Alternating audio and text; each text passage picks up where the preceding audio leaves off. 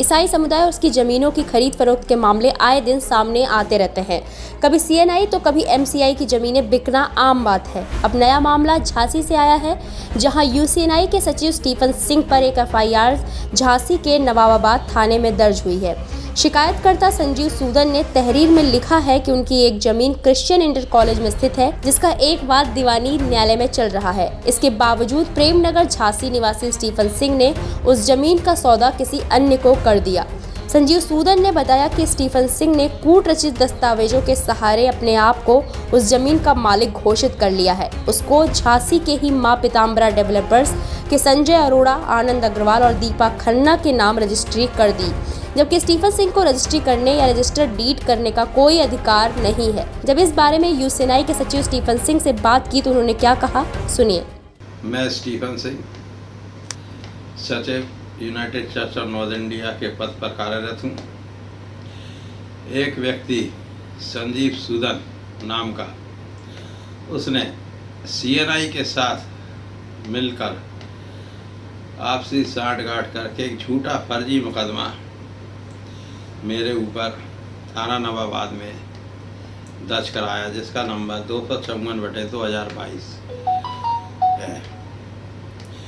यह मुकदमा 2 एकड़ संपत्ति की बाबत है, जो क्रिश्चियन इंटर कॉलेज कैंपस में स्थित है।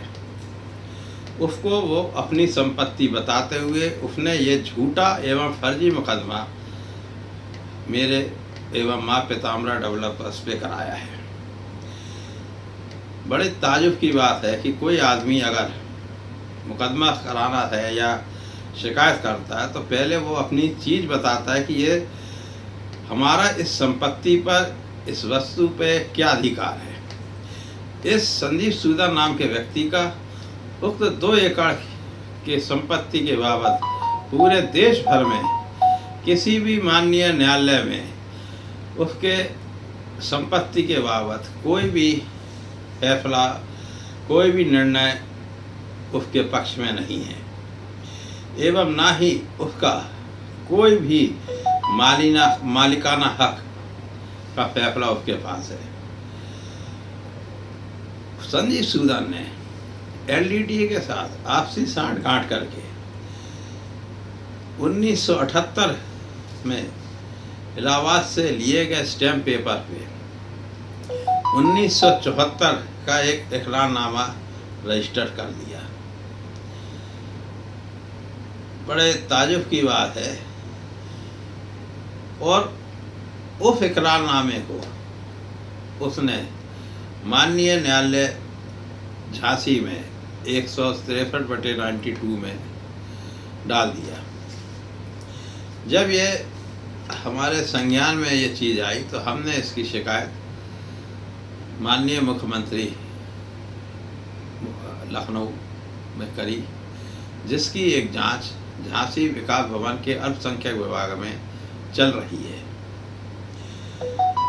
और उक्त इकरारनामे को उसने झांसी में चल रहे एक मुकदमा 670/11 में उसने प्रार्थना पत्र डाला कि मुझे इसमें पार्टी बनाया जाए, जिसको कि माननीय न्यायालय ने निरस्त कर दिया।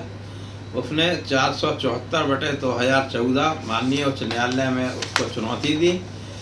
माननीय उच्च न्यायालय ने भी उसको खारिज कर दिया और यह कह के खारिज किया कि जो इकरारनामे आप बता रहे हो उसके संबंध में आप अपना कोई भी मालिकाना हक नहीं साबित कर पाए।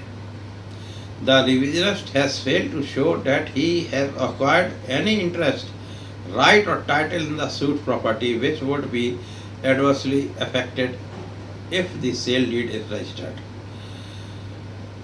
उन्होंने खारिज कर दिया।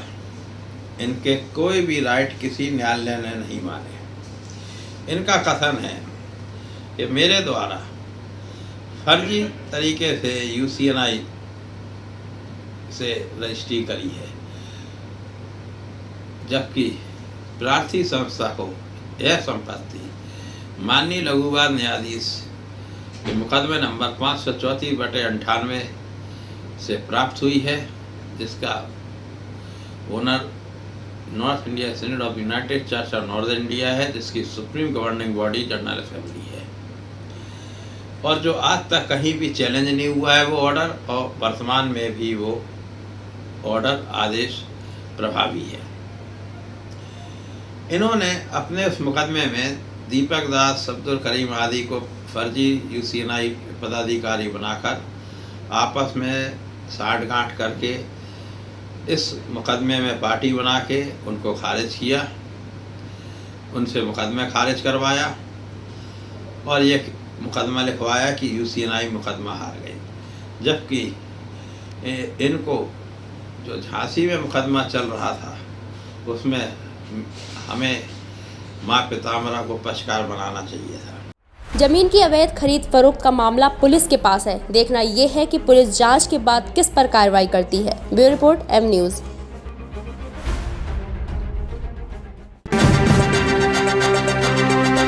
एम न्यूज़, साथ सच का।